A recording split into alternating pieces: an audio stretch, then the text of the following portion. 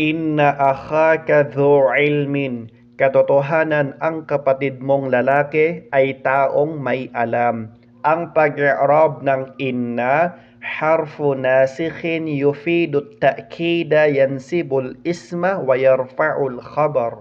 أخاك اسم إن منصوب وعلامة نسبه الألف لأنه من الأسماء الخمسة. الكاف ضمير متصل مبني في محل جر مضاف إليه. ذو خبر إن مرفوع وعلامة رفعه الواو لأنه من الأسماء الخمسة.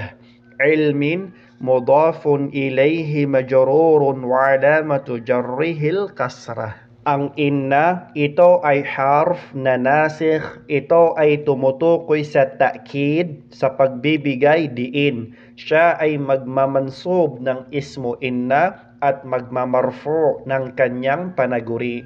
Ang akhaka, ito ay ismo inna, kaya siya ay mansub. At ang alamah, palatandaan ng kanyang pagiging mansub ay ang alif dahil siya ay kabilang sa al-asma'ul khamsah. Ang kaf, ito ay dhamirun muttasil, dhamir na nakadikit, siya ay mabni.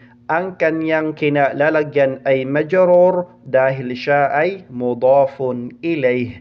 Ang dhu, ito ay khabaru inna, panaguri ng inna, kaya siya ay marfu'. At ang alamah, palatandaan ng kanyang pagiging marfu' ay ang waw dahil siya ay kabilang sa al-asma'ul khamsah.